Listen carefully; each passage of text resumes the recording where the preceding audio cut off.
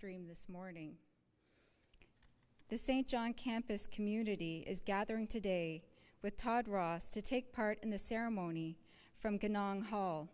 Todd is the Indigenous Advisor for St. John students. Thank you, Todd.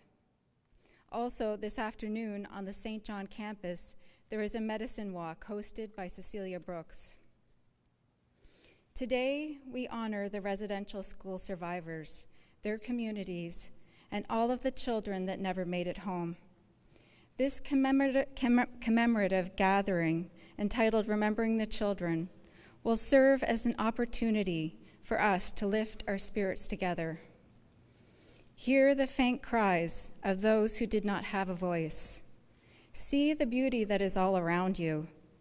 Know and understand the need for change, and commit to portraying the good part of ourselves with our actions.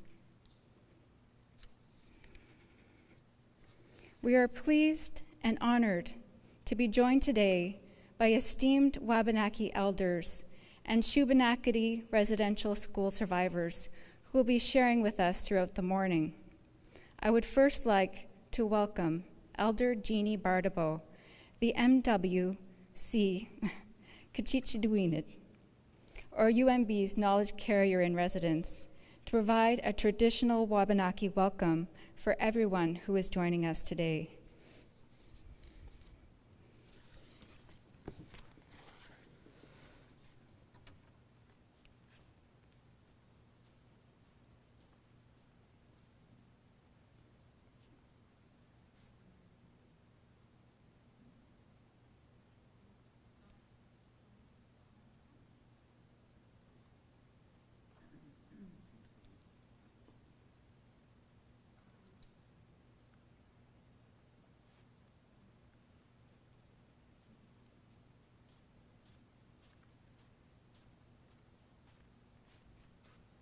Excuse me. I would now like to turn your attention to the screen where we will play the Willistic Honor Song.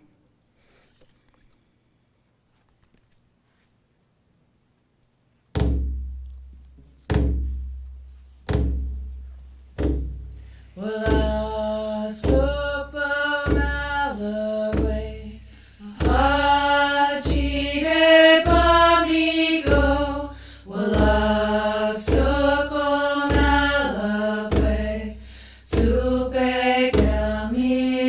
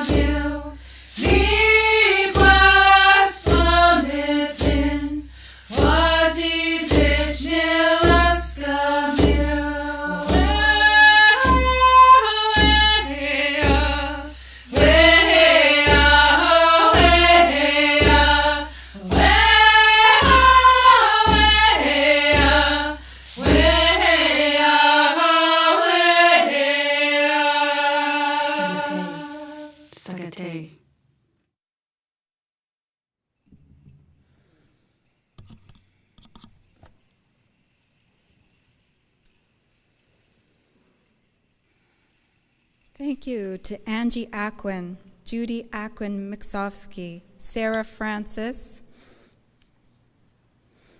Ramona Nicholas, Natalie Sapier, and Amanda Moran for that beautiful performance of the Willistuk song, the anthem of this territory where we are gathered.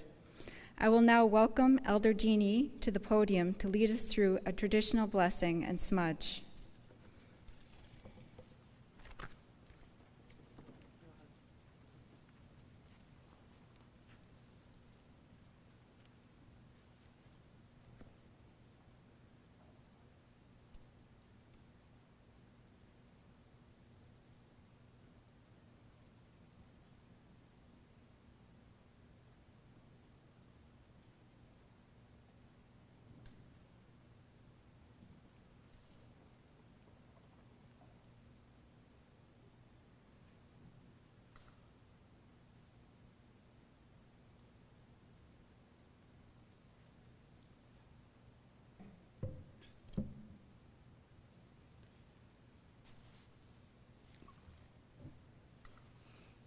Chikiso kwegi walali gu chikiskuk tandel mawaliek.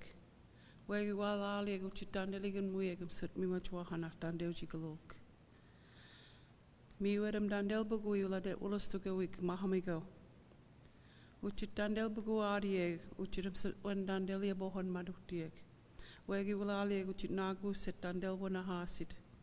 Ahuchitan kisigumi machuinu ge murichig. Ahuchitandelia bohon muksieg. Uchit kanud masutnen, uchit tandelia hap. Ahuchitam sekohek swarun, gluswahan, and kamlamunk. Uchita bohon madi. Uchita bohon manam sitwan danuda a bohon madi. And a wakta my uchit dan bel dan wachi moody gulagiskuk.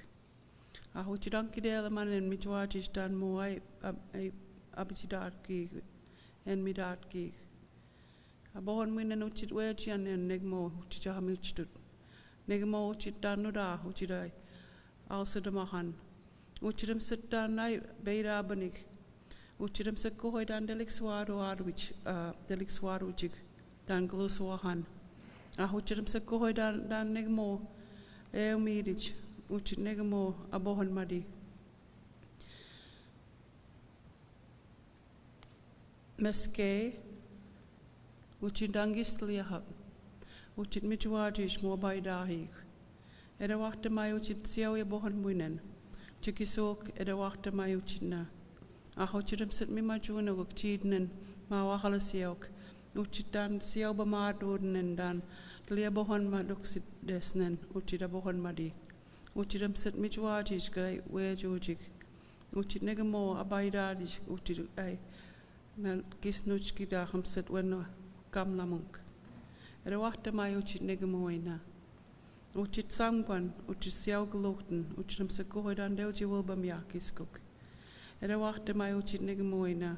Siaw aikten mimajwahan, ach siaw gelokten, uchit hamset wen. Hamset dan ei moedig, uchit hamset dan ei ulasit hamu dan deuji gelokai mahamigo. Uchit dan liang kwewanen ai Tija hamid stut ay tandelia bohon muksig. Eda wakta mai uchit na siaw ya also de man uchit negemoy siaw gelukten. Eda wakta mai uchit negemoy na bibanige siem sekoy wolba miachten ula nagogo wachkuda al danam sekoy kisim medwegel nagogo wachkuda al.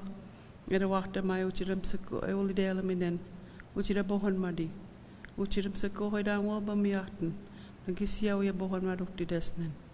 Wegi ulali ek uchit namset na, namset no hama, namset el. Uchitam set wan, ada wakta mai. Uchitam set wan na bohon mari, uchitam set namset wan. Ulali all set sekohoi, namset no hama.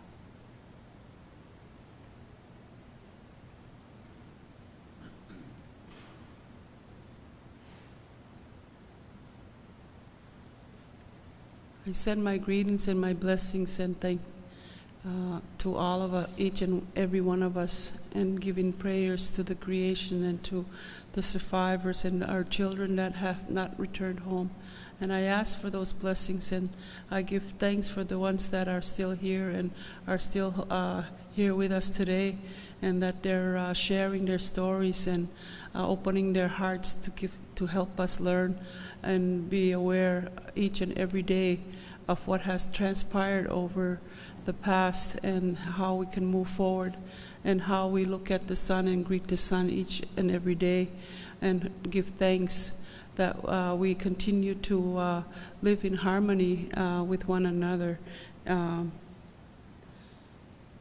always be thankful for what creation has brought us, and that we continue to live in harmony and to care for each other and take care of each other, and never forget those little spirits that have not returned home yet, and that we continue to look and search and open our hearts for those little ones, and to continue to find them, and to continue to reach out, you as settlers, to help create that awareness as well within our the homelands of the Wooloostook people and Mi'kmaq people. We are on Wooloostook homeland, and I am so honored and welcome to be here in the presence of our elders that are going to be speaking today. So I really want to acknowledge them, and I'm very thankful for your presence here, and much blessings to you all. Thank you.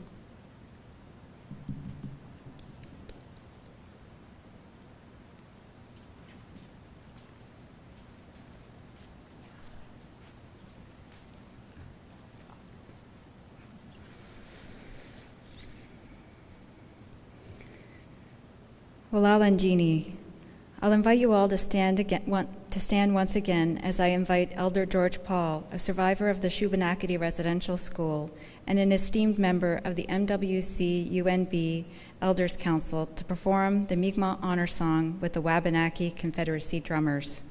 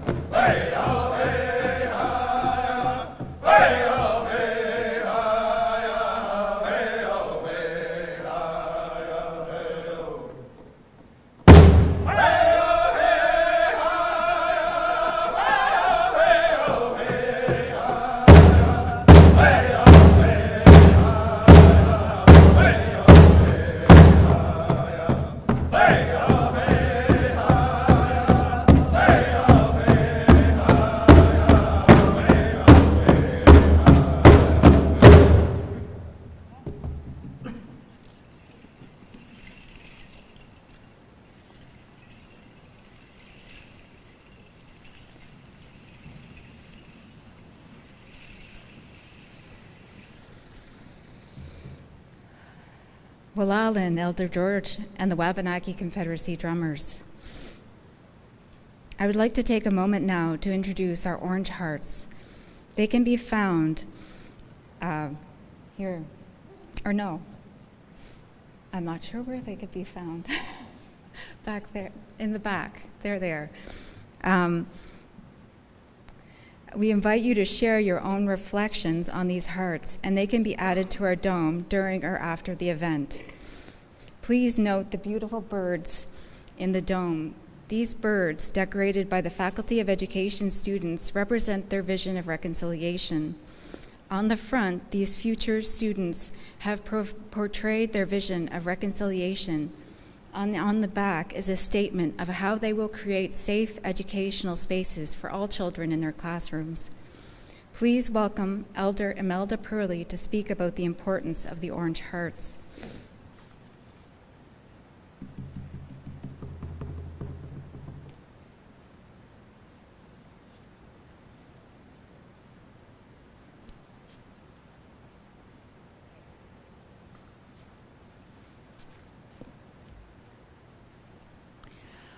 Wuliwin, beautiful, beautiful day for us to reflect, to reach inside of us and ask, what action can I contribute to reconciliation? You did it today, just by witnessing this. The students are really took from their heart this beautiful art that they did. It's so beautiful that I don't want it packed away, that I think every survivor should see it, feel it, and be blessed by a generation of students, future teachers, that'll never be the same kind of teachers who abused our children at those residential schools. So I thank you students, all of you that are here, and especially Juan for initiating this. The birds symbolize a flight of hope, a flight from harm, a flight for reconciliation, a flight to remember that every child matters. That's the symbolism of that. The sweat lodge is symbolic of Mother Earth's womb. A lot of us have forgotten what it was like to be in the safety of our own mother's wombs. And so within those wombs of our mothers, we didn't have to worry about injustice. We didn't have to worry about racism. We didn't have to worry about losing a language or being harmed, because our mother protected us. So after a child is born, the first gift we're given is ancestral breath. When the cord is cut, we call it baby's first chant. And that's why we're blessed to have the drummers here. That's Mother Earth's heart drum, heartbeat, that's echoing to call everybody's heart together to be one, to know truth. So when we are born, we start learning and picking up burdens that sometimes don't belong to us. And so we're asked to come back into the lodge, to let go of those burdens so that we can walk in beauty, in peace, in friendship. And so that's what the lodge symbolizes. The tree looks like it's birch. We used to go to a birch tree, and the priest used to ask our elders, how did you confess your sins before we came? And my beautiful Elder Charles Solomon, the late Elder Charles Solomon, would say, we never sinned until you got here. But what he would do, and what our elders would do, would go to that birch bark tree, and what they would do is just go eye level, just peel a little bit back, hang on to the tree and say, teach me how to be resilient. Teach me how to maintain the roots of who I am so that I won't be changed into somebody I might not like. Teach me how to remember how to honor my roots. And I know there's lots of storms coming in my earth walk, but teach me how to be resilient against all harms. And so that's why the tree is symbolic. And that's what we do. So they would go and they would just unburden, walk away, knowing that one burden was lifted. And so the Muskean and the Meskultiak, I'm sorry, I traveled with the survivors to Quebec. They didn't hear their language. We didn't expect the Pope to be fluent in our language, but the ones who went didn't hear I'm sorry in theirs. So I appreciate our campus doing an I'm sorry campaign that the survivors needed to hear in their languages. Saying I'm sorry are just words. Saying Muskean and Meskultiak means it takes an action to go beyond words, to think about what are we sorry for. Language is lost. Children not knowing their identity. Children not feeling that they fit, that they belong. And so we ask of you to be able to learn a word, even if it's Muskean. You may feel that you didn't do anything to those children, but we live in a place where policies still exist. And so we have to say, what can we do to change those policies? What can we do to ensure that languages will survive, that children's heritage will not be denied anymore? Waliwan, everybody, and thank you for picking up the heart, and thank you for being here especially. Yesterday I was talking to a politician, and the politician was, I overheard talking to somebody else, oh, tomorrow's a holiday, what are you going to do? So I had to interrupt the conversation. It's a holiday for reflection.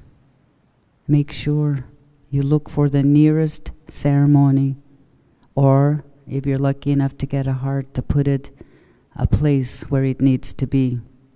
Our courthouses, our churches, our public places. Let's spread the word together. That's action. Waliwan, Walalin, merci.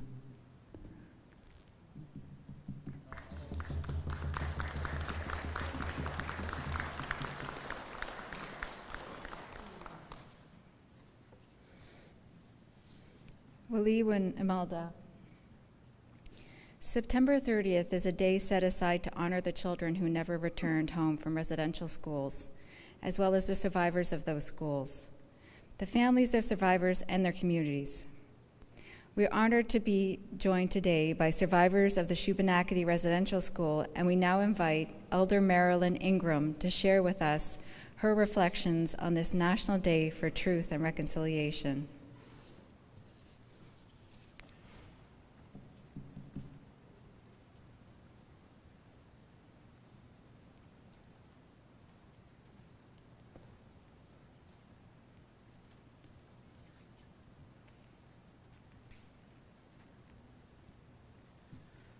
Quay? You can say Quay back. Okay, I'm going to try that again. Quay. It is an honor and a privilege to be in the unceded territory of the, I'm going to say the wrong word, Maliseets, and to be a part of their lives again. I was on the bus to, and my sister were on the bus to Quebec with these community members up here, and they made it possible for us to go. Now, I'm going to go back, maybe 30 years ago, in the community of what was known as Big Cove, a telephone call came in from the West Coast. So it was one water calling to another.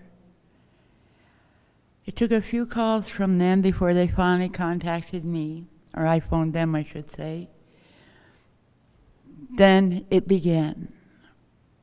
You're sitting here as a result of a phone call. The West were looking for survivors in New Brunswick. And they were told by somebody in my community that there was no such thing. You see, nobody wanted to admit there were children that went there. It was a well-kept secret. But one young lady who knows I'm an advocate for any just cause and knew I was a survivor got the phone number and got the name, which was good. And I picked up, no, I didn't have a phone, that's right. So I went to my mom's. My sister was there, my mom. And I said, I just got a call from the West, and I need to call them back. So I made the call to survivors out West. And we chit-chatted for a while, and we made an agreement. But somehow word went out in between this. And a call from the south of here to the north went out again. It was survivors. And it started. Survivors started coming out of everywhere, talking about their experiences, talking about their pain. Some just crying, and others would go to support them. And all across the world, once again, but in a good way, survivors became brothers and sisters. We started fighting for the right to be acknowledged. We didn't know where we were going. Someone said lawsuit, and we said lawsuit? Some of us can't even read. So we started working together. I was not an advocate. I was just a little residential school girl walking to communities, hitching rides, things like this. And all of a sudden I was given a vehicle. Then another vehicle, if only it was so easy now. I would pray for the survivors. I would pray, how can I tell them what's going on? How can I get to Red Bank? How can I get to Burn Church? So I sent up a prayer, and it was an eagle flying over. I said, ask the Creator for me, please. Believe it or not, somebody brought a vehicle to me and said, I heard you needed one. It wasn't the best looking vehicle, but to me it might as well have been a Rolls Royce. It was wonderful. And then we survivors started working together, and together, and together, and most of us gathered in this territory. No matter what clan we were from, we were here. And our strength started growing. And I'm sitting here looking at everybody in total amazement. I walked in and told my sister, I'm overwhelmed. For this past week, we've been on the go. I've been to so many ceremonies, so many talks, so many educating. The last education was the military. And I went, hey, there's something wrong here? We're supposed to be standing against each other, not eating together. But that told me that the truth and reconciliation was working. And truth be, the truth and reconciliation does not belong all together at first. It has to go to the survivors first. It had to go.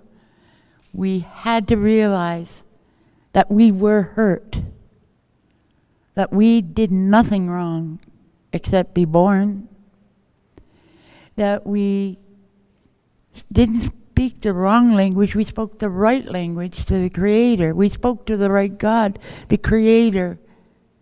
So the truth is, did we commit a crime? Did we? I can't hear you. Good, because my eyes are getting going too. I'm getting old. So we started helping ourselves, healing ourselves, bringing in helpers to help in the communities, finding the fundings to pay people. Things are not cheap, you know. Gas is not cheap, never has been. We had to look inside our families, and they looked inside us. I do know, okay, my legs are weak. I could drop very easily. I do know, and I feel the strength of my sister standing behind me, and who will grab and he'll hold me up should I start to fall. And that's what we needed. Family behind us to help us go. We didn't have to live in the fear of being dragged away. And I saw so many survivors grow, so many communities. I mean, we got to go to Quebec, Saint-Anne-de-Beaupré, and other survivors were fortunate enough to go. There was no funding for us at that time. St. Mary's got together along with another reserve and made it possible for us to go. Only thing is, nothing worse than riding in a car, like almost 90, no cops in here, I hope, but 100 kilometers an hour, flying up the road, pitch dark, praying the moose will stay where they are. You call them brother, sweetheart, anything as long as they stay in the ditch. We got there, and there was a great, big, beautiful tour bus. And it was wonderful. We got to go, we got up to there. But the only disappointment to me was I was under the impression that survivors were going to talk with the Pope. I didn't get to. I couldn't even see him. I could hear him, but I couldn't understand him. And I was sitting way in the back. And I talked, St. Benedict's my best buddy, so don't pick on me, anybody. Anyways, I said to St. Benedict, I came here to talk like I have years. I came here to speak for our survivors, for the hurt and pain, to speak for justice. And I can't even get near him. And something told me, go outside. I went outside. I won't tell you what I was doing, but I went out there. And all of a sudden, this woman comes up. She was from APTN. We did an interview. But during the interview, she was overcome by the stories of the residential school. And she collapsed. Well, you want a crowd of media, you got it right there. All of a sudden, there were microphones, cameras, newspaper reporters everywhere circling us. So I continued talking with this poor lady, head on my lap, patting her, trying to console her. But I said, this is our chance. So I talked and talked and talked. Part of this thing that I asked for, we're doing today. We've been doing it all week. Cultures are standing together, learning about residential schools. Schools are teaching our children and other children about residential schools. We walked in a hotel last night. The first thing we saw was orange T-shirts. That was it was better than seeing the sunshine. And kind of rubbing my chest, you know, and I think some of them thought I was having a heart attack, but there's a picture on this that I'm wearing on my T-shirt that my sister designed. There's 4 of the children standing in front of a residential school. That's the 4 first children that went to the residential school of my mother. 2 of them, I think it is, had passed. Then there's another picture of my comedic brother. He's got to do something crazy. He's sort of flashing the camera. So he's in there. And I get to carry them for the first time on my chest in over 20 years of traveling and talking about them and the pain. And my mother now did her second talk as a parent. At 89, she's still educating people what it's like to have your children taken away from you. What it's like to watch them in pain and not be able to comfort them because you don't know what to do. I don't even know to this day how to comfort myself. I get overwhelmed. All of us survivors do. It's painful. And you relive it all the time, I do. But I sure do a lot of praying in the process. And I go to the schools, I'm with the children, the little one, and I get to watch them. And they ask me questions. One little boy in grade 2, a couple of days ago, comes running out, "Are you our special guest today?" I said, "Yeah. I just want to tell you your hair's beautiful." Thank you. And then another one says, "I just want to give you a hug because you're beautiful." Thank you. And I was going to say, "What's in the air conditioning?" These are grade 2 students. And then another one comes out and said, "We already learned about the residential school, and they told us you were coming, so you're our special guest, and we love you." Oh, thank gosh. You know, it was really touching that the children are learning. They're not, these are our children. They don't get told, don't do this, don't do that, don't do that. We are on our way to reconciliation, in my point of view, but there's always varying point of views on where a person is and where they come from. All I had to do was reconcile to the fact that, yes, I've been raped, yes, I've been beaten, yes, I've seen my sister, things happen to her, my other sister that's passed away. I lost a brother as a result at 8 years old. He'd been beaten so severely. I reconciled to that. I no longer have this urge to go in and choke somebody yet. And I reconciled. But if you can accept what we tell you, if you can accept that we're there, if you can accept you didn't do it, but the others did, then we're on our way to TRC, Truth and Reconciliation. I don't have T, so you say the word. What is it? Thank you. Sidnogama. All my relations. Now I gotta get out of here. Oh.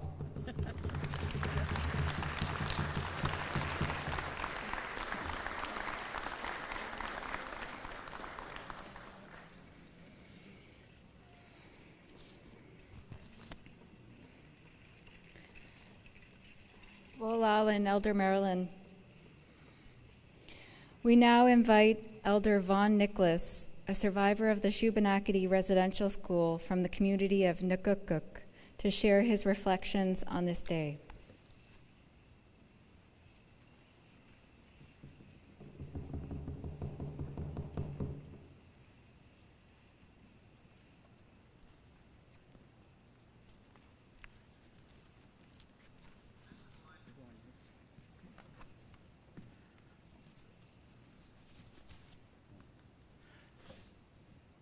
How much time we got?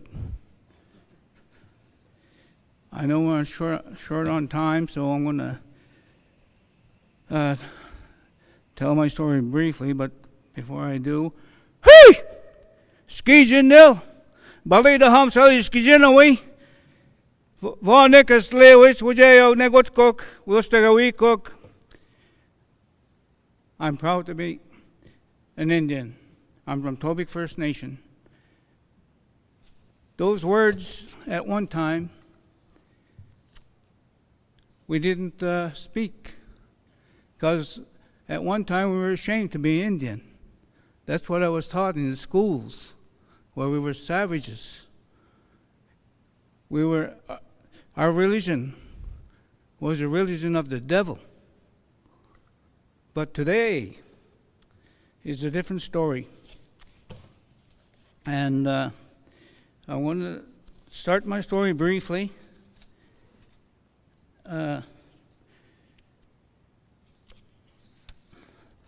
You can't see it, but it's a picture of my brother Wayne. My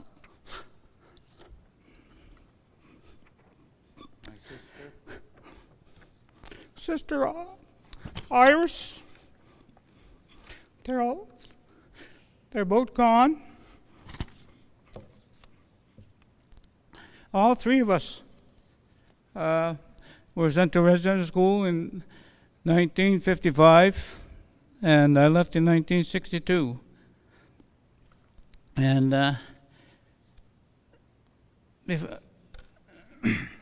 I started writing my story in 2010 when the residential schools were being discussed. And then when I started writing it, I was writing, and then the tears were just flowing, when I was writing. And then I had to stop, and it took me 15 months later to finish my other part of my story. But first, let me give a brief history of myself. I was born at the Tobic Indian Reserve, April 15, 1947. I was the second eldest. Thank you. I was the second eldest of 5 children, of Louis Nicholas and Veronica Bonnie DeVoe, maiden name. I have little memory of my early childhood. I do remember the loss of my sister Mona and my brother Roger, who died of spinal meningitis in early 50s, about a month apart. I remember going to school in Tobic in grade 1. The language used at home was Maliseet. My life at home was a happy one. I don't recall any bad incidents at home. It was about this time that Mom got sick with tuberculosis. There were 3 of us left: Wayne, the oldest; Iris, the youngest. My mom had to go to a sanatorium in St. Basil, NB. My dad was working at Lorne Air Force Base in Limestone, Maine, around this time period. I remember being taken care of by my grandmother, Mom. We as kids have been too much for her to handle. She was an elderly person. Then I remember being taken care of by my Uncle Pete and Aunt Jeanette. They had a big family and had a hard time to take care of the 3 of us. My father did not want us separated. They always wanted us to be together, Wayne, Iris, and myself. Then we went to stay with Aunt Gookum with her 4 kids, which was eventually too much for her. And she was a widow with 4 kids. And this is when the Indian agent at the time, and my dad was working quite a bit, and he had been drinking, and there were complaints, that my dad was drinking a lot and not taking care of us. And in 1955, the complaints about his drinking, it was then authorities, the government, chief and council, and the agent decided that he was unable to care for us, and gave orders to have us sent to Shubi. I want to read a little thing here that I wrote about the happiness I had the early life before I went to Shubi. It's here somewhere. Okay. But it was in 1955, that we had gone, yeah. I'll read this, not that one. Bear with me. And this was my happy time. I was once in heaven. This is what I saw and experienced as saw a little boy, barefooted and bare-chested, wearing a diaper, walking and running around playing with a great big smile on his face, going from home to his grandmother's all by himself, greeted with a hug and a big smile. Want something to drink, she asked, in her native tongue, Maliseet, Kudawasam. Do you want to drink? It was the only language that was spoken at the time. As the little boy got older, he was still barefoot and bare-chested, with shorts on at this time, playing with his siblings, cousins, and other children on the reservation. Once Uncle Nick came home, had breakfast with my dad and family. Lots of laughter, lots of melodies spoken. Until Uncle Nick said, "I'm going to go check my traps, see if I caught any muskrat." He goes down river, gets in his canoe. I saw him paddling on the river, checking his traps. He came back with a big smile on his, and says, "I got a muskrat for supper." Sure enough, that's what we had for supper. During the summer, I'd see Indian guides canoeing to the salmon pools with their sports fishermen. Over 6 canoes heading towards the pools. There was lots of salmon at the time in the early 50s before Beechwood or Mactaquac was built. Another time I saw grandmothers leaving their homes with their fishing rods, lunches, and bait. There was Bunguin, Susie Bear, ma tante, Elma Laporte, Mum, Monique, my grandmother, Madeline Sapir, and Zabed Elizabeth Paul. These grandmothers would go to their usual spots every year. I know this because I would put the worms on the hook for Mum, my grandmother. She'd let me take off the fish up to 8 inches, and anything bigger, she would say, no, I'll take that one, you know. And I had experienced happiness, love, respect, peace, freedom.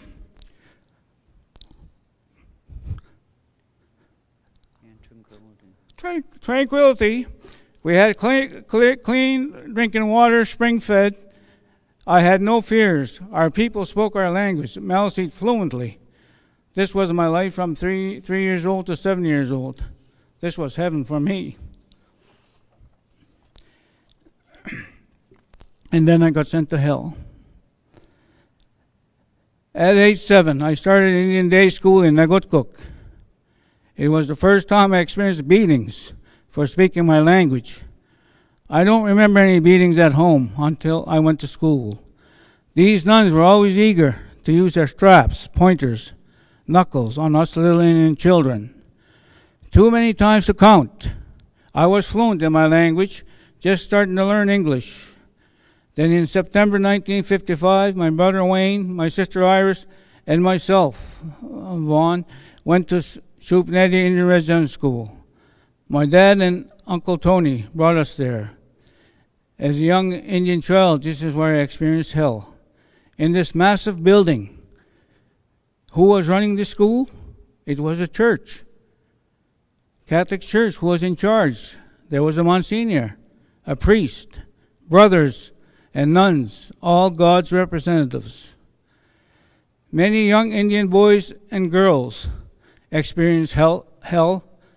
They were beaten, sexually abused, physically abused, humiliated, psychologically abused by these holy men and women of God. This was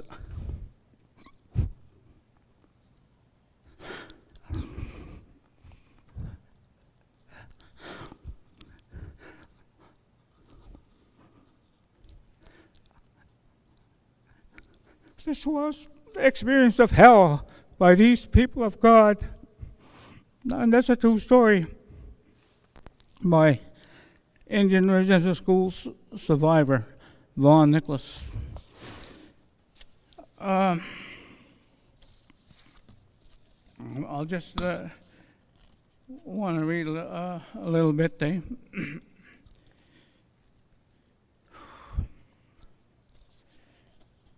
When we first got to Shupnagdi,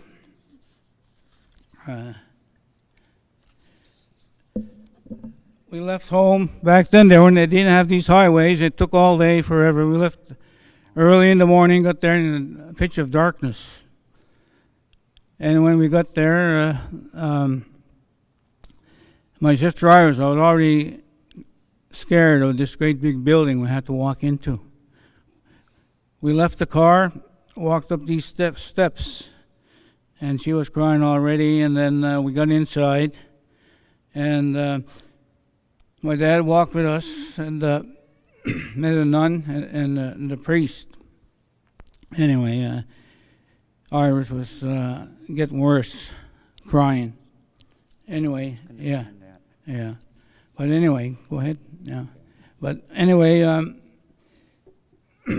as he was talking to the priest, and another nun was coming in, and there's a long hallway. Of course, it's quiet in the middle of the night, and the footsteps with that nun when she opened the door and walked up to us there, and you could hear the footsteps. It's afterwards, later in life, it's like a horror movie. You hear these sounds. After my dad talked to the priest and the other nun there, he come to us and says, well, you got to stay here. And that's when all broke down. Iris tried to break away from the nun, and watching our dad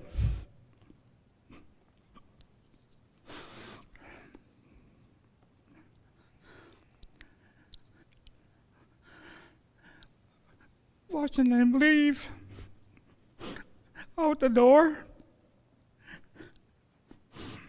We were all crying then, but Iris was uncontrollable.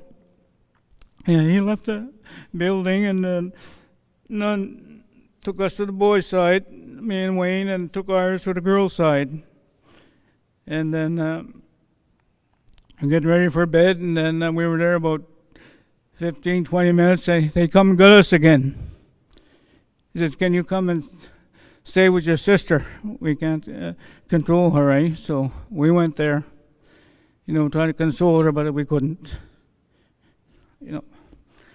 4 or 5 in the morning, she finally cried herself to sleep.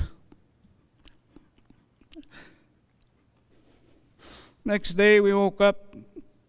We went back to the boys' side, and they started processing us. Right off the bat, we had to take showers, and then they put this stuff around our bodies, and we're burning like hell. We're all crying, Then we go get our haircuts,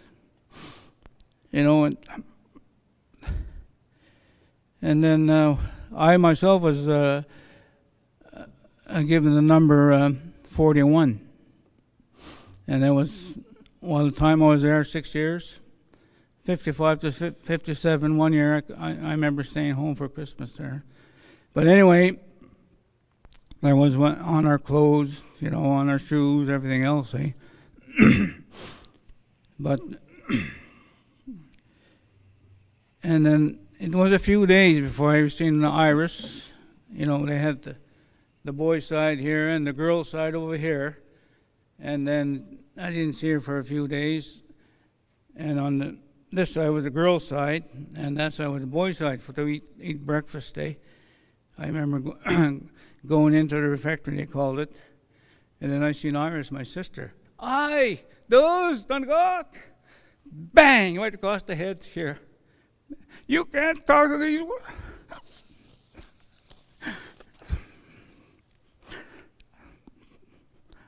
You're not supposed to talk to these girls. My sister, I just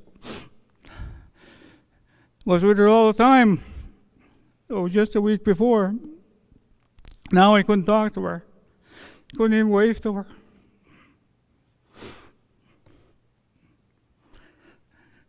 But later on we were allowed, I think it was around Christmas time, maybe I think 15 minutes to a half hour, my brother Wayne and I was able to visit with her. Christmas time and maybe Easter. And that was it. Had no contact. And so one night, I was in a dormitory there, and then we're all going to bed, and we had our nightgowns on, bare naked underneath. Said our prayers. The nun shuts the lights. We could hear the doors open. There was 2 doors, sets of doors, and then another door at the stairway. And, well, I guess these two boys thought it was safe. They started talking about 5-10 minutes later. And they talked for a few minutes. Just then, the lights turn on. And this nun comes over there, and she zoned in on the right too, eh? There's just a few beds away from me. And she had a stick here. It was a hardwood stick, I knew it was. And told them to get up, pull up their nightgowns and bend over on the bed. Bang, bang, bang. 10 times. And these kids were screaming and hollering and stuff like that, and I could hear it.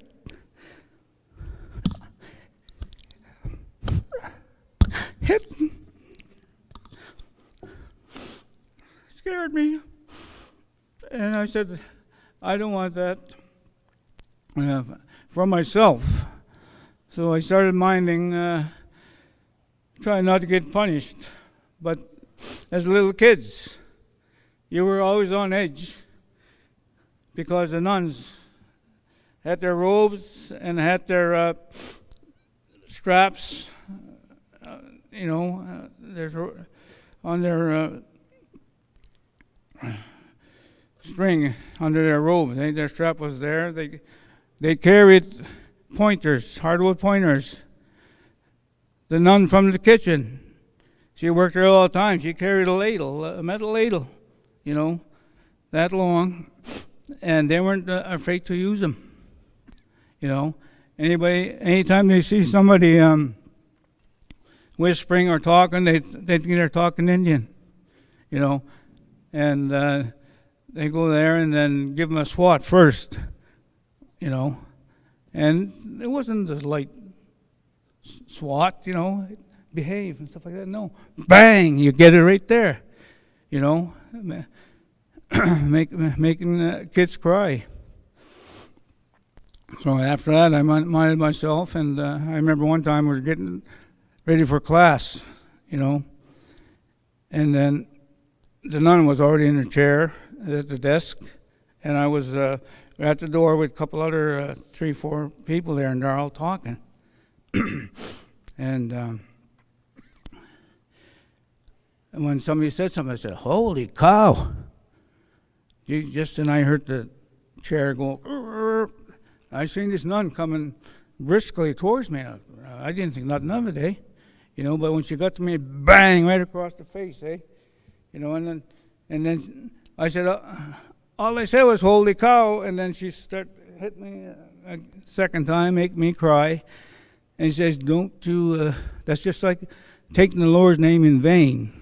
Cows are sacred in this certain parts of this world, but here I am from Tobic First Nation, 8 years old, I remember my grandfather had a farm, cows, pigs, chickens, and I just remember being slaughtered at fall time, but I didn't know they were sacred, but they did, Another time, my brother Wayne had a stomach virus, couldn't make the bathroom, and then missed his pants, and this nun, I was far part of the corner there. Then I heard my brother cry, and the nun's beating him, for missing his pants. And I run over to him and I says, "He's the best, oh." And she looked at me, turned around and started hitting me. "You're not supposed to be talking that language," and stuff like that, So she's beating on me, and stopped beating on my brother. But any time, they feel that anybody's talking their language secretly or quietly, they're there with the strap, with the pointer. So they didn't want to speak our language, Maliseet, Wustaway. But, as I got a little older there, they wanted me to be an altar boy. So here I am in the chapel at the school. I told him I don't want to be an altar boy, He says, "Yes, you are. But you have to learn this language." Latin. And she was there telling me to say this, say that, and of course I was having a hard time pronouncing, Latin. And every time, and she says, "You're not trying enough, eh?" So the knuckles come beside my head, eh? Bang! You're not trying hard enough. They're bang! Bang! 5-6 times on the head, because I couldn't learn Latin. These are the godly people that supposedly they're known in the general public as caring individuals, priests, brothers, and nuns. But that didn't happen in these schools. And they didn't believe us. We tried to tell our story, oh, no, that's not possible. They wouldn't do that, stuff like that, the nuns or the priests. And then, for myself, I don't blame the general public, but it was actually the church and the government of Canada, that did this to our people, and then, things changed. We hear back in the late 60s and 70s, we weren't able to do our drums. We weren't able to do our dances. But then the drum came back to the reservation. And that's when we started, being proud of who we are again. That drum just draws you right in, So I blame the government of Canada, up to this day, and then, they still haven't, they want reconciliation. I think we all want reconciliation, and we all want to live peacefully on this, for some people it's Canadian, Canada, but for Aboriginal people, it's Turtle Island. We were here before Canada was even formed. We were Wolastoqey. We were Mi'kmaq. We were Mohawk. We were Cree. All across this land, there was people that were able to sustain themselves and live happily, and be able to provide for themselves. And our contribution was to help the newcomers to survive this land.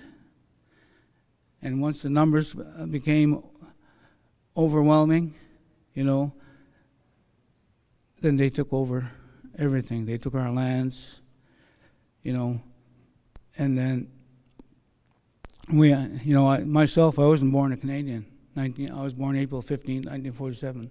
I wasn't born a Canadian. I was born Wolastoqey, Turtle Island, Tobic First Nation. Now, 1958, Canada says, "Well, you're all Canadians now." You know what I mean? But I still feel first we're Wolastoqey. Our ancestors were here before Canada was even founded. And I think we're regaining that spirit, and hopefully the general public gets to understand why we feel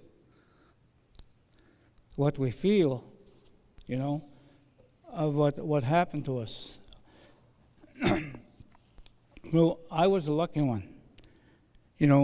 I did get beat more than once, quite a few times over 6 years, but some got a lot worse. Beating, sexually abused, psychologically abused, stuff like that, eh? And I'd like to read another one before I close here. They almost got away with it. The government of Canada and the churches Roman Catholic Church, Anglican, Presbyterian, United Church, all ran Indian residential schools across Canada. When survivors told their stories, they were not believed about their experiences or what went on in those schools. There are a few survivors left now, and in another 20 or 30 years, Indian residential schools would only be a memory in the history of Canada. But in the finding of the young bodies, 250?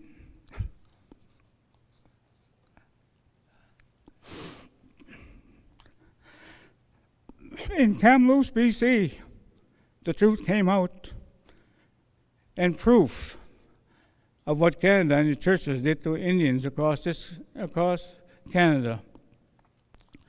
The government of Canada is still denying our rights as Indians in this country.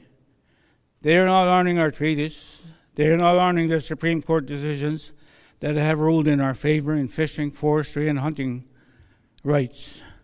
They are not respecting Indian land rights. They are quick to send the RCMP with assault rifles, riot gear, against our women with only feathers in their hands.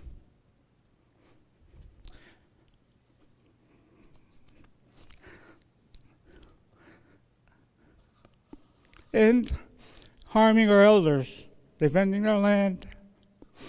Corporations seem to have more rights than Indians in this country. If the Indians protest, they are treated as criminals. The Pope has apologized for those that harmed survivors physically, mentally, physically, emotionally at these Indian residential schools across Canada. Apologized both in the Vatican and also in the west, east, and north of Canada. Again, the Pope did not take full responsibility of what Church itself did to Indigenous people of Turtle Island. I'm sorry is not enough. There has to be responsibility, accountability, and action for the churches before reconciliation can be achieved. Asking for forgiveness for their wrongs. Some have already forgiven. Others feel there has to be accountability and action to right the wrongs they did to our people. The papal bulls, doctrine of discovery, has to be rescinded to achieve reconciliation with the churches and with the government of Canada. The Pope did not mention genocide or sexual assault at the Indian residential schools till he was on his way back to the Vatican in Rome. The government of Canada and the churches call it cultural genocide of our people. But with the 215 found in Kamloops, BC, possibly more found in Indian residential schools across this land, would make it genocide. Loss of lives of these young Indian children is a crime. It's a crime not returning them to their families and communities. I now see religions and churches as organizations. They say it's about God, but actually it's about money. They got paid for every single child that went in these schools for those 129 years. And to implement the government's policies, take the Indian out of the child. And the church did that. And I just want to give an example of the post-mass in St. Anne-de-Beaupré. A survivor wanted to light a candle, a large candle. And $20 for the large one, $10 for a medium candle, and small candle, $5. They had to pay to light these candles. A lot of our people are poor. They live on welfare, maybe $100 and $200 a week, if that's exaggerating a little bit, to survive, and wanting to do this and having no money to honor their survivors. As my sister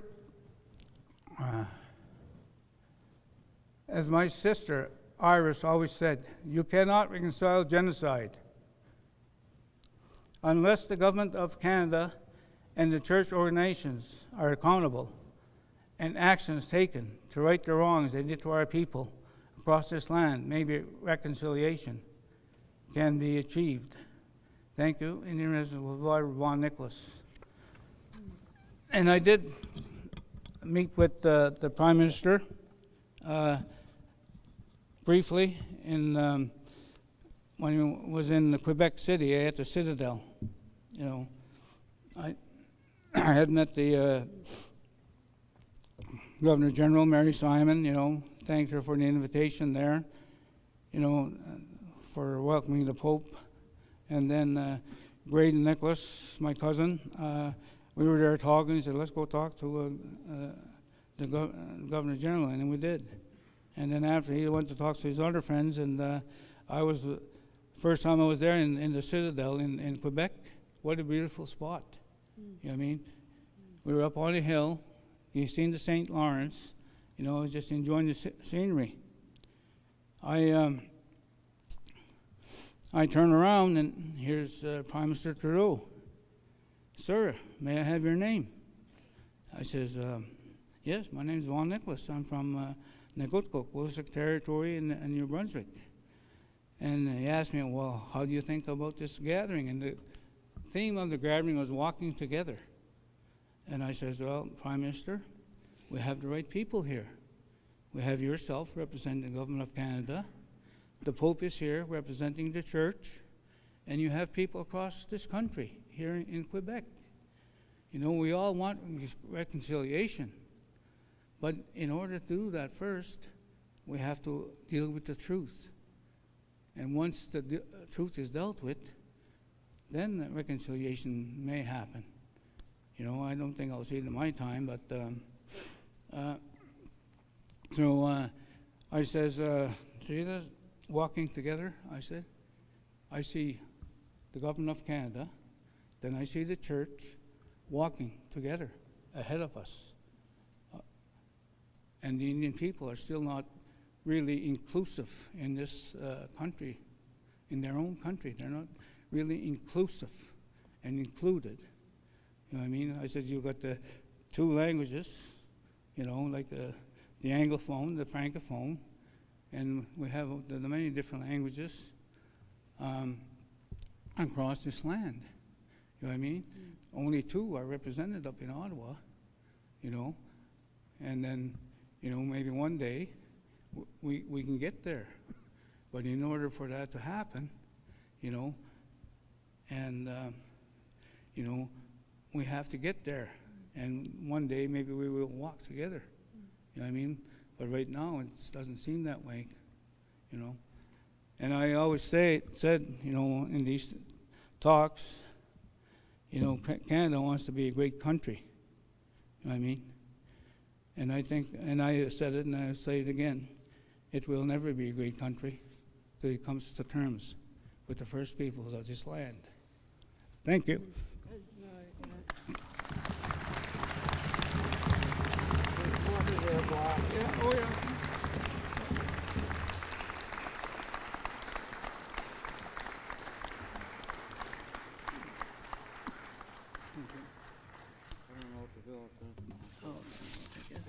Oh, I better put my mask on. Can I smudge your back? Yeah.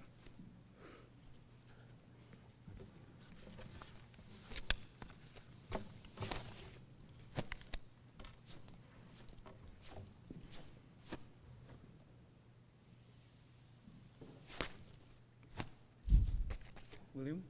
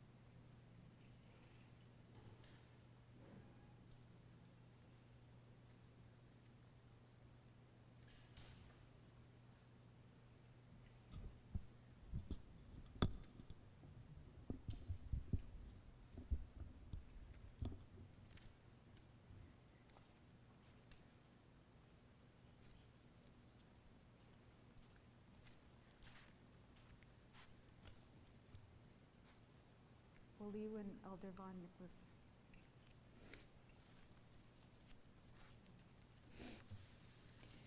Elders David and Imelda Purley will now join us to share their vision of reconciliation and about what we can do to have a culture of reconciliation at UNB and in New Brunswick. Elder Imelda will also share a poem written by her late brother.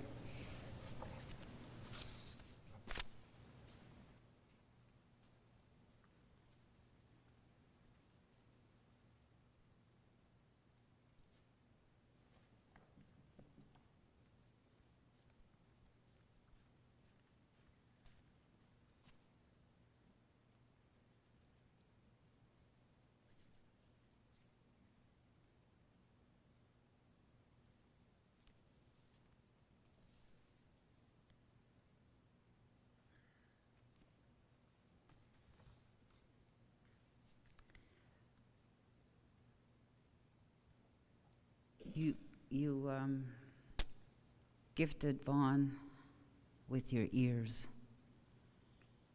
When he went to Ottawa and to Quebec, they only gave him 2 minutes to speak. How can you tell in 2 minutes the experience? I was supposed to accompany him so that I could be his interpreter, but only one person was allowed. So I wanted his wife to be with him instead. But he wanted to speak in the language, so I want to thank you for the gift of listening with your ears and hearts today. He's been holding that in for a long time. But today, he let it go. Thank you for listening. Go ahead. Yeah. I'll read the poem after. Yeah.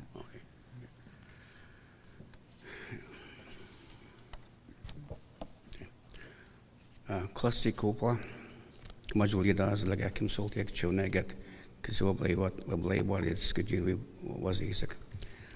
I want to thank you. I want to welcome you to this gathering, this ceremony where we remember the children.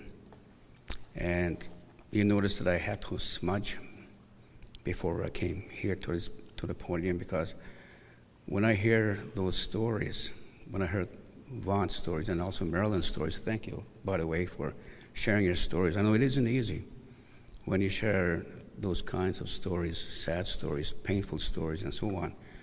So when I listen to the stories, I have to admit I was a bit angry at the authorities. That's why I had to smudge. I had to cleanse my mind, my body, and my spirit to remove that anger. Bilbida Hazwaw Sawagan. What does that mean? And I really appreciate UNB adopting that term, Wollastigway term. Bilbida Hazwaw Sawagan is changing your attitude, followed by concrete action towards the truth. Concrete action that will also lead to healing for our survivors. For me, when I think about Bilbida Hazwaw Sawagan, I see a reconciliation journey involving Wabanaki people, Anglophones, Francophones, and the recent newcomers here in New Brunswick. I see a journey where we all walk side by side. And then as we walk side by side, we share with one another our stories. And from sharing those stories with one another, we learn from each other.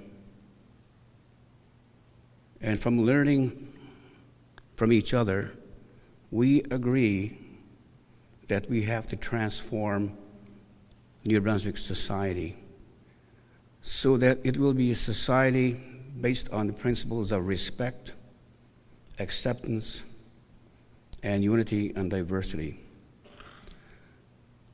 We all agree also, as we walk side by side, that we will transform New Brunswick society so that our Wabanaki languages, Mi'kmaq language, Wolastoqey language, will be officially recognized in New Brunswick. We also agree that the rights of Wabanaki people, based on peace and friendship treaties, will be recognized officially as well. We also agree that we're all treaty people. And as treaty people, we will sit down and share and explain where we're coming from, and we'll listen to your stories as well so that we'll know where you're coming from. We also agree that the contributions of Wabanaki people in the development of New Brunswick will be recognized. We also agree that a new relationship will be established, a relationship based on respect, honoring one another, loving one another, and recognizing the fact that we should have a place in New Brunswick society. In the past, we've been marginalized. Even though this land that we're on now, my ancestors were here since time immemorial. So for me, when I think about reconciliation journey, that's what I have in mind. And I hope you will also adopt that same perspective and then make a commitment that we will take concrete action. Words are nice, but action is powerful. So thank you, and once again, I want to thank both Marilyn and Vaughn for sharing their stories. And from those stories, it makes me more committed to what I have to do to ensure that our survivors will be supported in their healing journey. Waliwan, Walalin, merci.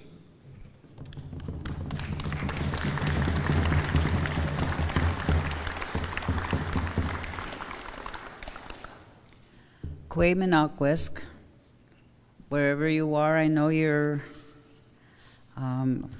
online and stuff, so I just wanted to welcome you, Minakwisk.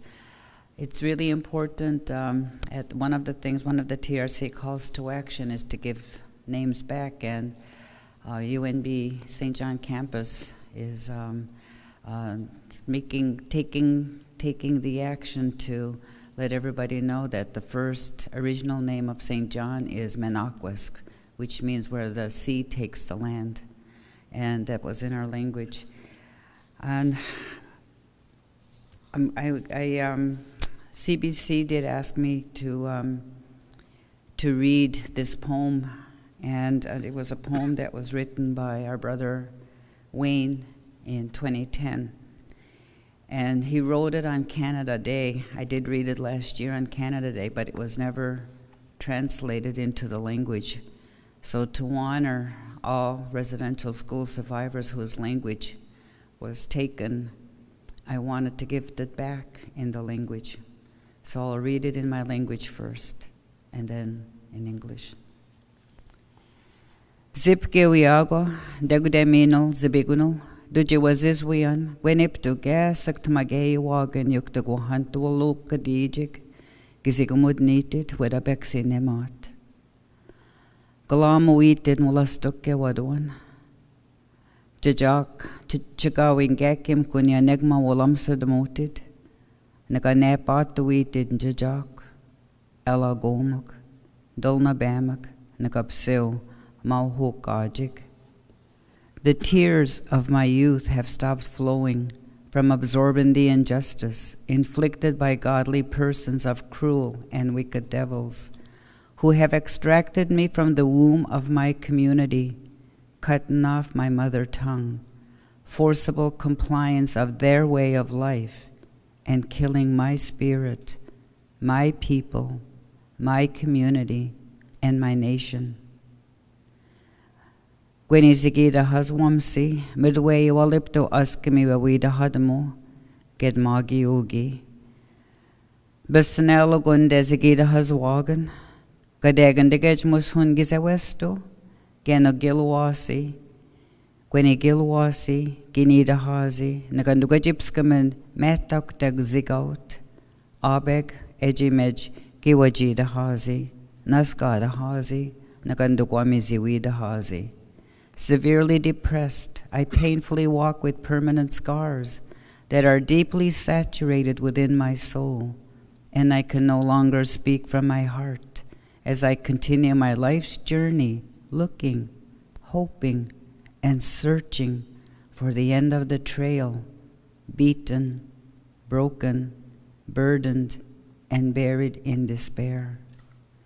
Jealeside, gadegan bugwan mo nejit ki gwag zigida haswaganal, med sabaw suwig woblizagmawig, gabi wenoch with pascowaganal, med biemsen wiwo, nakanodora haswals gajina wida haswaw sakno, nidweji agwami midway exaglamul sawagans gajina wikuk. Helpless and unable to cope with the weight of atrocities gushing from the subtle but deadly waves of genocide that will not subside from all levels of government, along with the courts of the dominion that are manipulating, diminishing, and imposing changes that disrupts the well-being of our communities. Ginabnil, abengizit magiuk, gizigumud needed, nagajagawi, kpuhugonia, wijil no semizag, eluit motit ben itlagakidemag, Genak amne helopli zonak, kpahazwik hademak, itli tamagiuts gijinewi wazizak, Genak degech, dachwiz ugly gobble, Nagandi kadamant gijinawso wagan, Wijiminwit belmuzultiak, Nagawalawsultin and upch, Askamit beltamek kitak me gomen. I am warrior, gravely wounded from the incarceration of an Indian residential school and their genocides. But it is time that my resilience will abrogate the usurping of my people's rights, their liberties, their freedoms, upon the lands and resources we own, enjoy, use, and occupy. Dachwi gigohus, nagandawajibagwanaman gas sigidagil, gas itmagiogi, nagandi kadman psil, medwayik mikwida hadam, Bida haswagden, psuhonik, naganjajakomak, wedgie upt, minwi wolowsi, nagaskadden de gweziwin, nagapskadden de magea upt musquid haziwin, naga dekwilwan. Nid gwinde de gizileik, and a gizina do one upchmishun, bukulaganig, wedgie gizizagligabui, balida hamsi, naganikanik weejil gina buijik, Nikana bazited, nakayud mejayited, psuhunwa, nakatibida haswagnwa. I must heal myself by picking up the multiple years of baggage and heal every single wound that has pierced my body and soul, so that I can live without shame, without poverty, without abuse, and without anger. Then, and only then, will the healing drums give strength, pride, and dignity among the hearts and minds of all warriors that went before us, and the warriors still walking on their earth walk. Nidleij, may that be the truth. Lewin.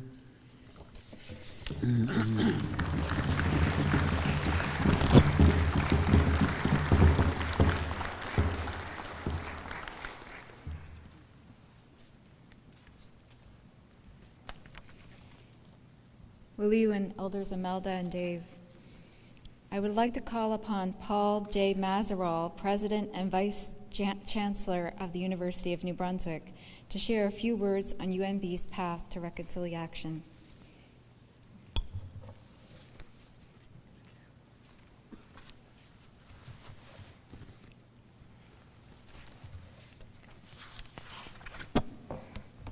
Thanks, Natasha. Good morning, everybody.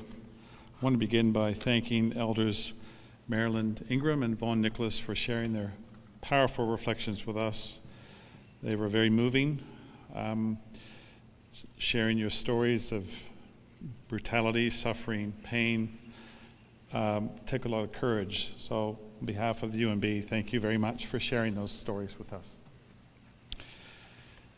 Listening to your stories helps us to understand better the journeys that you took as individuals, but the impact that it had on you and it had on families and your communities.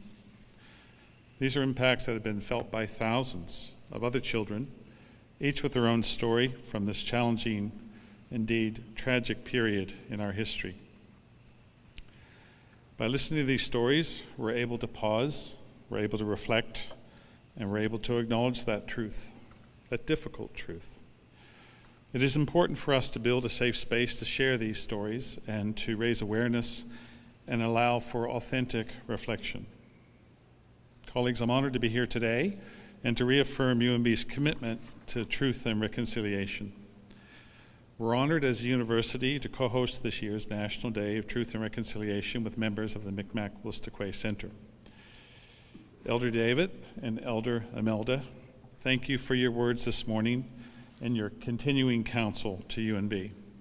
Your leadership and your counsel continues to make a material difference for myself, our university, and the wider community. I also want to thank Elder Jeannie, Natasha Simon, everyone from the Mi'kmaq-Wistokwe Center, Todd Ross, and our Indigenous student representatives who've worked to support this important event. Thank you for all that you do, and I know that a lot of work went into this ceremony and this event in Fredericton and St. John. I also want to thank all of you for joining us today for this very important event and this ceremony and a chance to come together and to learn and share and to listen and to understand and to commit. 7 years ago, in 2015, the Truth and Reconciliation Commission released its 94 calls to action to address the legacy of residential schools and to advance the process of reconciliation. Many of those calls hit home for us as a university and as a university community. And our responsibility to respond to them has guided our vision for the future and of the university we desire to become, connected to community, working to close the educational attainment gap, and valuing Indigenous history and knowledge systems. And David, your discussion of Bulawita Hazu and Wazawagan is indeed something that we're deeply committed to at UNB, to learn and to understand and to walk that path together, informed by action. In 2018, we worked with the guidance of Elders David and Imelda to develop UNB's TRC Strategic Action Plan. And when I look at that today, it is clear that there has been some things accomplished, but there is still much more important work to be done. We are very grateful to have the guidance of the Council of Elders as we approach that work, particularly as we work together to appoint our next Bulawita Hausawan. This is an essential position for our university. We believe as a university community that we have a responsibility to use our skills and knowledge to do good, to make the world a better and more just place for all in our communities, our region, and the world. We need to work in the public interest to advance the public good, fostering greater awareness, understanding, and action in support of reconciliation is a clear example of advancing the public good, and indeed something that we have an important responsibility to advance. When we assess what's happening around the world, it's clear that these are challenging times. And if we have any chance of solving the problems that we see as a community, we're going to need to work together, we need to think differently, we need to learn from each other, and we need to work in partnership. We cannot afford, as a global community, to be making the same mistakes. So, while we continue to listen and learn, we know that we have to embrace reconciliation. We need to continue to make progress in our plans, and we need to see them through. We believe that we have a good path forward, as David correctly mentioned, but we need to continue to commit and to activate our path ahead. Action is the key, and it is a priority for us as a university. So I just want to close by thanking you all again for joining us today to hear these powerful messages, to have a chance to reflect and understand and listen and learn from the wisdom of our elders. This wisdom provides very powerful insights on the ways that we continue to build bridges of understanding and seek truth. And this is a commitment that lies behind all that we do as a university as we commit to walking this path together, a path of greater understanding, greater knowledge, greater action, and greater impact. Thank you.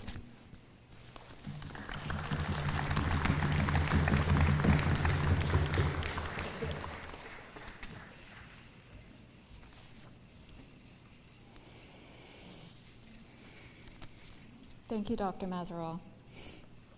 Hayden Hovey, the Indigenous student representative from the St. John campus, was supposed to be with us today, but unfortunately was unable to attend. Hayden, you are missed today, and we wish you well. I am pleased to now welcome Kiana Kingbird, who is a medicine jingle dancer, and the Wabanaki Confederacy drummers.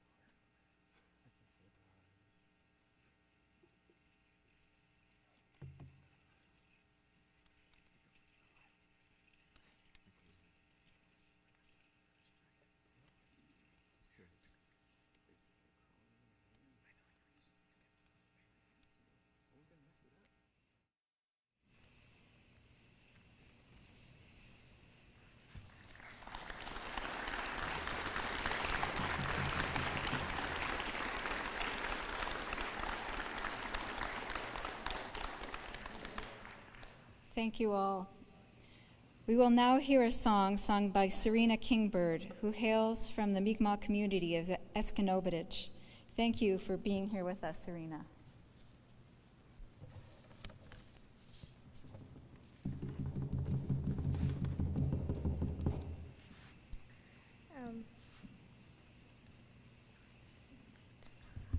Do I just start or? Okay. You way higher, you way higher, you way higher, you way higher, way higher, hey oh, way higher, hey oh, you way higher, way higher, way higher, oh way. You way higher, you way higher, you way higher, you way higher, way higher, hey oh, way higher, hey oh, you way higher, way higher, way higher, you way. You way higher, you way higher, you way higher, you way higher, way higher, hey oh, way higher, hey oh, you way higher, way higher, way higher, you way.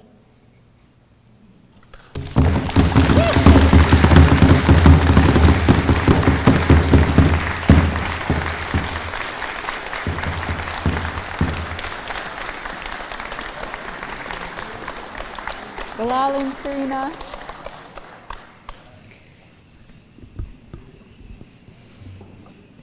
I invite you all now to please turn your attention back to the screen, where we will see a video shared with us by the students from Willistok Elementary School, located in the community of Piliksh.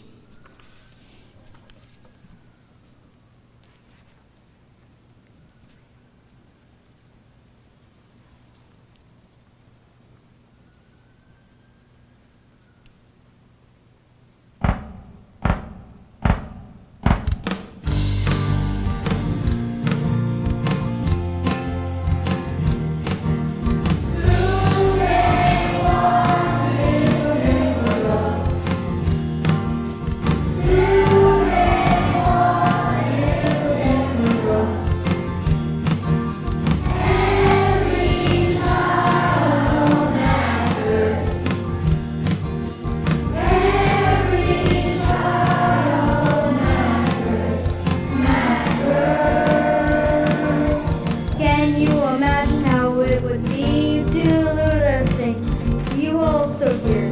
Strangers come to your community, they take you away, take you away.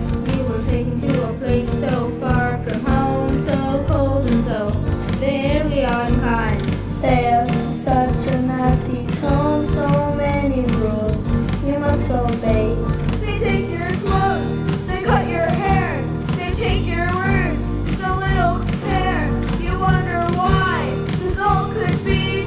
How will you ever be free? We must remember. Today was in the world. Today was in the world. Every child matters. Every child matters. We're thinking of the children who suffered so much. We honor them in memory. We ask them for the help as we move on in building our communities. In our youth, we see so many glimmering lights, love and hope, filling up our hearts. Well, we won't get you kills it. Thank you, Creator. We are each a beautiful work of art. Bring back our words, bring back our songs, bring back our speech.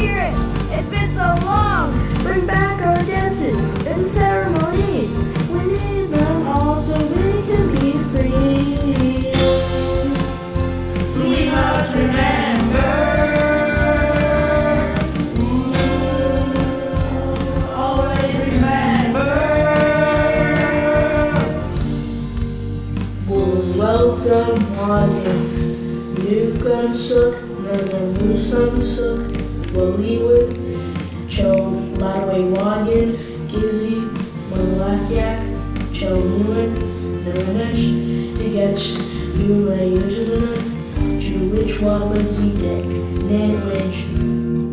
Grandmothers and grandfathers, thank you for our language that you have saved for us. It is now our turn to save it for the ones who are not yet born. May that be the truth.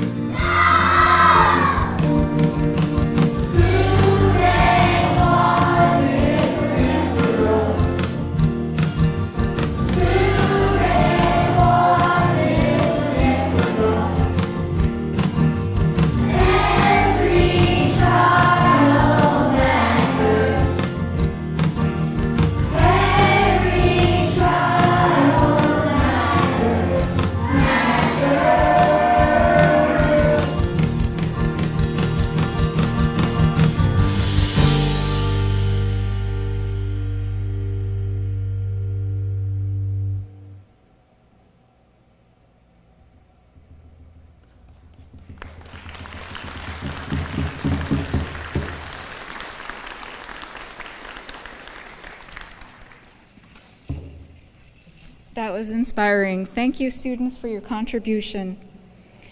It has been my pleasure to be your MC today, and I hope to see you all at the Sacred Fire ceremony at the old burial grounds this afternoon.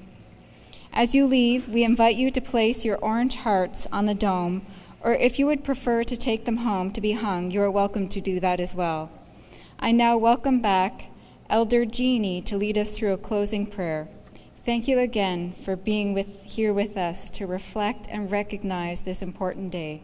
Msit Nogama.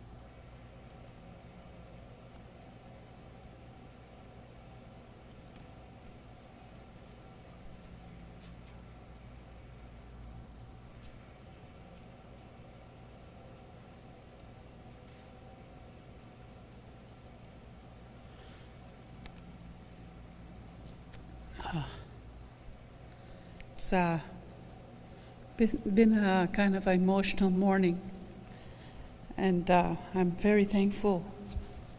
We have our survivors that are here, and so appreciative of what that they are here to share.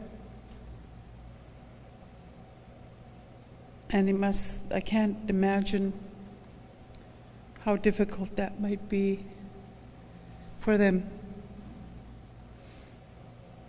of the experience that they had endured.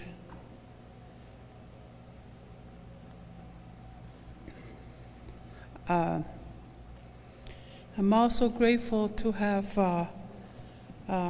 our young people here, because they are the reminder why we are doing what we're doing, and that we continue giving thanks and appreciation, and that there is hope.